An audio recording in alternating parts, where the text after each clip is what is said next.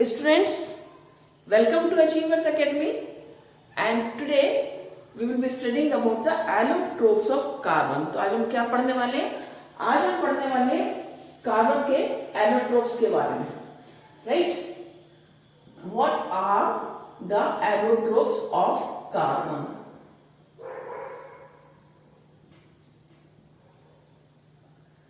So what is new here for you?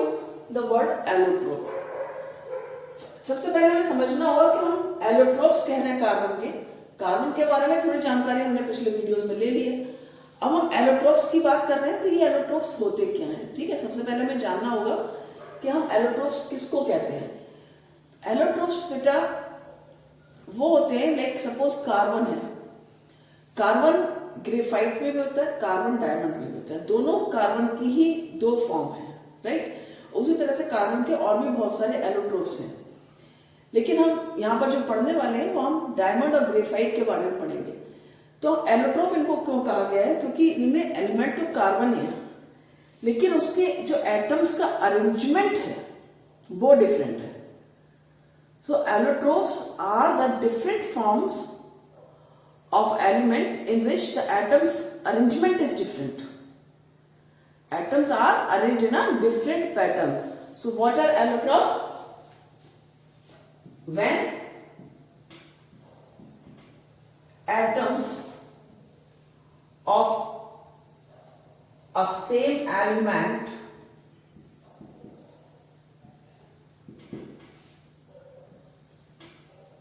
arranged in different form और different pattern आप कह सकते हैं,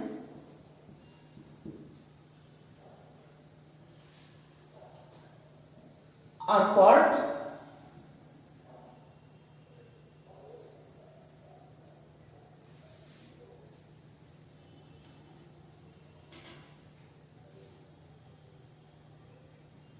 then these different forms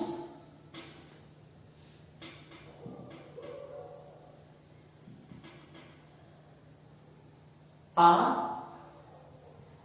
called allotropes of that particular element.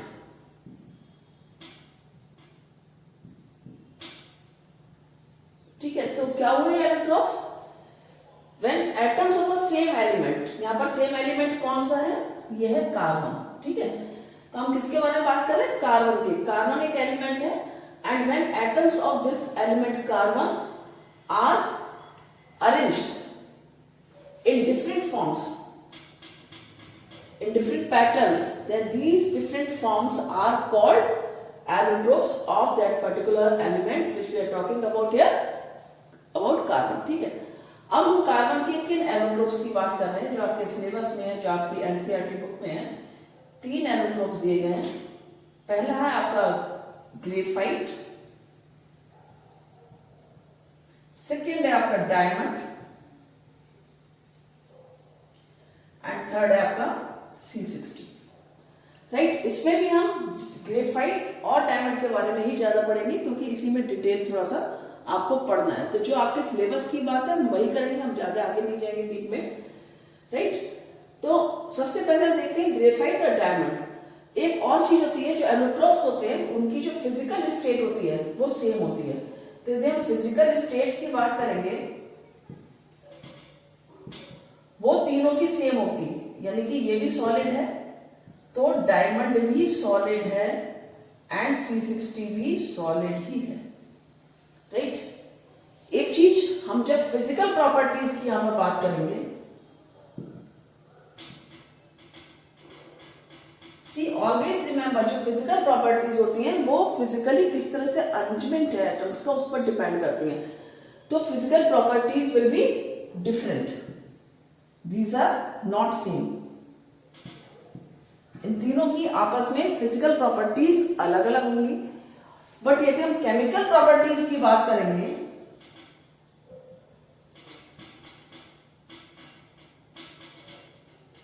वो तीनों में सेम होगी, क्योंकि तीनों में आपका कार्बन एटम है तो तीनों में सेम होगी, लेकिन फिजिकल प्रॉपर्टीज इनकी डिफरेंट होगी, right.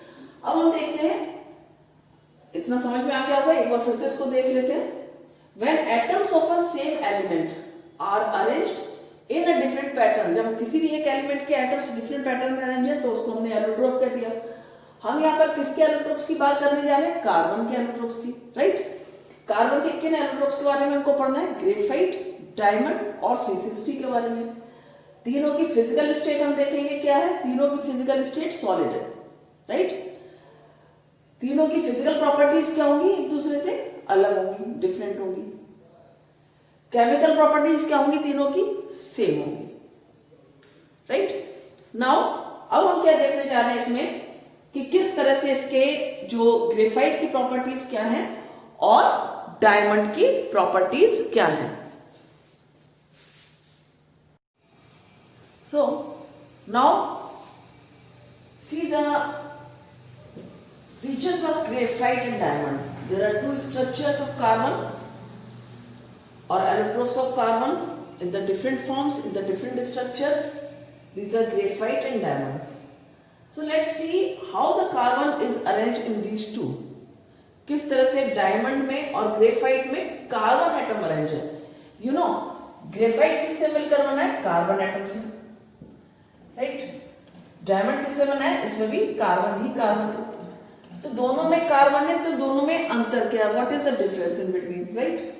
See if you see this graphite, one atom of carbon, if we see, suppose this is the one atom of carbon, it is attached with 1, 2 and this one 3 atom, third atom. In the same way if we see this one 1, 2, 1, 2, 3, तो एक atom जो है carbon का, in this one atom is attached with the 3 atom of carbon and one valency is free here, one electron is free here. But if you see the structure of diamond, what is the difference in diamond? You see this is suppose one atom of carbon, it is attached with 1, 2, 3, 4 atoms. In the same way if I say this one second atom, 1, 2, 3, 4, so these atoms are attached with the 4 carbon atoms. So one atom of carbon is attached with the 1, 2, 3 and 4 carbon atom. So basic difference of the arrangement of atoms, जिसके basis पे हम कहते हैं कि what are allotropes, what is the definition of allotropes, वही है कि जो एटम्स का जो पैटर्न है अटैच होने का एक से दूसरे में, that is different and that makes allotropes basically. तो अब यहाँ पर क्या है? ग्रेफाइट में एक एटम से एक कार्बन से 3 कार्बन एटम अटैच है। डायमंड में एक कार्बन एटम से 4 कार्बन एटम अटैच है। This is the basic difference, इसको लर्न कर लो, ठीक है। अब हम जब इसमें 3 कार्बन अटैच है तो हम देखते हैं इसका क्या स्ट्रक्चर बनता है, क्या इसकी प्रॉपर्टीज होती है। And we know that physical properties are not same here because the structure is not same. जब स्ट्रक्चर सेम नहीं होता है तो फिजिकल प्रॉपर्टीज सेम नहीं होती है।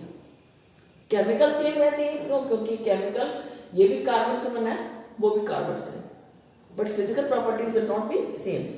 तो first of all what you can write here, first property you can write that graphite, in graphite one carbon atom is attached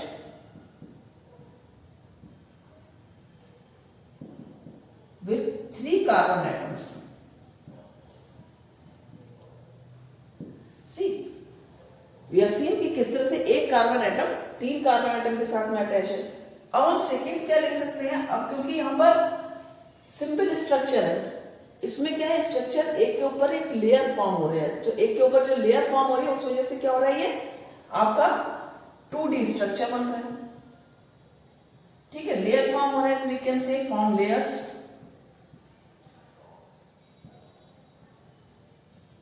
layer structure,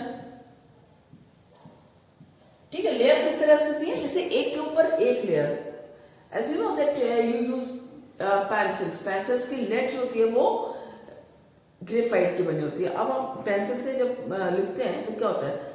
one layer is white drop, then second one, then third one, इस तरह से एक के बाद एक layer निकलती जाती है। तो कुछ इस तरह से इमेजिन करो कि जो ग्रेफाइट है वो लेयर में किस तरह से, जब सी इसमें लेयर कैसे, स्ट्रक्चर से भी आपको क्लियर हो जाएगा।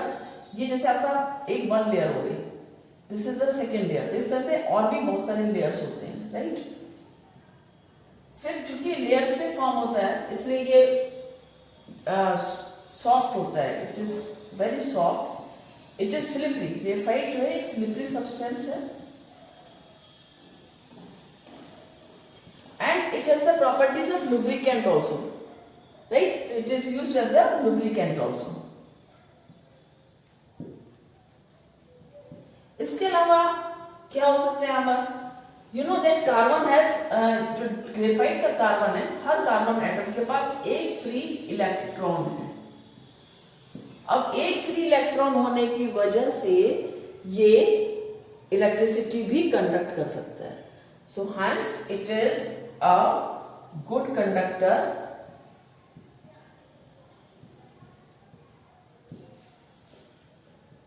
of electricity, right? तो गुड कंडक्टर इलेक्ट्रिसिटी का क्यों है? क्योंकि इसमें फ्री इलेक्ट्रॉन है। You know that metals conduct electricity. Metals electricity क्यों कंडक्ट कर पाते हैं? क्योंकि मेटल्स में फ्री इलेक्ट्रॉन्स होते हैं। अब इसमें भी फ्री इलेक्ट्रॉन है तो it can conduct electricity very easy. अब हम डायमंड की बात करते हैं, ठीक है। डायमंड में क्या है? एक कार्बन अटैच है 4 कार्बन एटम से। So here 1 carbon atom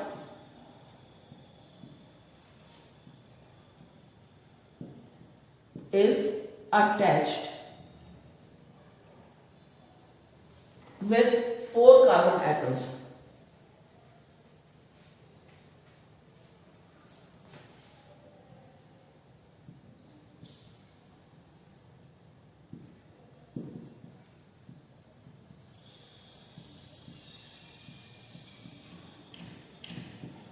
right. Second, graphite 2D structure है, लेकिन कार्बन का जो ये डायमंड का स्ट्रक्चर है, इसका डायमंड का, ये आपका 3D स्ट्रक्चर होता है। क्योंकि ये 4 कार्बन एटम से मिलकर बना है, it makes a 3D structure. And one more interesting thing that it is like networking, पूरा नेटवर्क बनाता है ये, ठीक है। तो it forms networks. Network structure कैसे बनता है इसका? सी, सपोज ये कार्बन है और इस कार्बन से 4 कार्बन अटैच हुए, 1 2 3 4। Then this carbon will attach with 4 another carbon atom. Then suppose one of this will attach another 4 carbon atom, this will also attach with 4 carbon atom. So in this way what is there? A network, a complete network chain is formed here, right? And that is why it is a very hard, it is stable and very hard substance. It is the hardest known substance, right? Hardest known substance. ये इतना hard होता है कि इससे glass cut किया जाता है। जो ग्लास कट होता है, for that, for cutting glasses, the diamond is used. And the fifth is, it is poor conductor of electricity.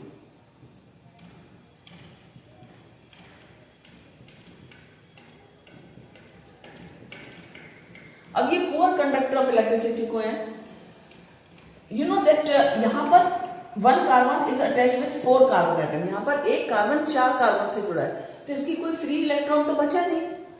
यहाँ पर एक फ्री इलेक्ट्रॉन बचा था, ये फ्री इलेक्ट्रॉन की वजह से यहाँ पर इलेक्ट्रिसिटी कंडक्ट हो सकती है। अब यहाँ जब फ्री इलेक्ट्रॉन ही नहीं बचा है तो इलेक्ट्रिसिटी कंडक्ट होने के चांसेस भी यहाँ पर नहीं है, और यहाँ पर ये इलेक्ट्रिसिटी कंडक्ट नहीं कर सकता है। तो एक बार चलिए फिर से देख लेते हैं क्या क्या अंतर है दोनों में। ग्रेफाइट में 1 carbon is attached with the 3 carbon atoms, here 1 carbon is attached with the 4 carbon atom. First difference. Second, graphite is a 2D structure, diamond is the 3D structure, right? It forms a layered structure, it forms a network structure. It is soft, slippery and lubricant. It is hardest known substance, right?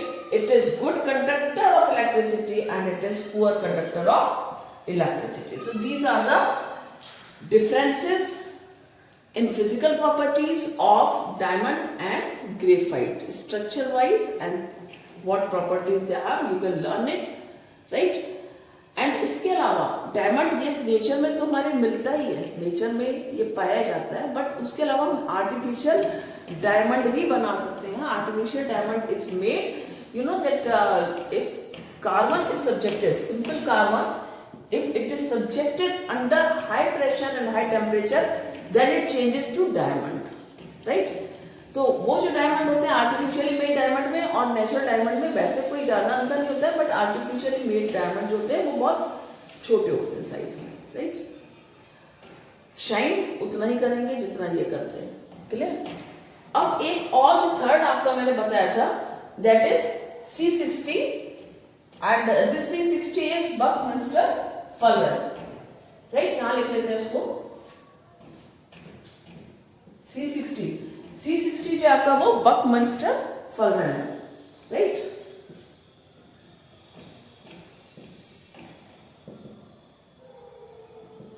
Buckminster Fuller इसको बोलते हैं. Actually ये scientist के नाम पर ही इसका नाम रखा गया है, otherwise it is C60, and its shape is just like a football. जो जियोडेसिक ड्रोन है उसके शेप में ये पाया गया और इसको डिस्कवर करने वाले साइंटिस्ट बकमिस्टर थे, उन्हीं के नाम पर इसका नाम रखा गया. इसके बारे में ज्यादा डिटेल में नहीं है, ये जो डिटेल थोड़ा बहुत है वो आपका डायमंड और ग्रेफाइट का भी है. इसमें क्वेश्चंस पूछे जा सकते हैं कि why diamond is poor conductor of electricity, why diamond graphite is good conductor, right? And what is the structure of diamond and graphite, what are the differences between which substance is the hardest known substance, you can write this is diamond. So these all are the questions which can be asked in this topic. So that's all for today. Thank you. God bless you.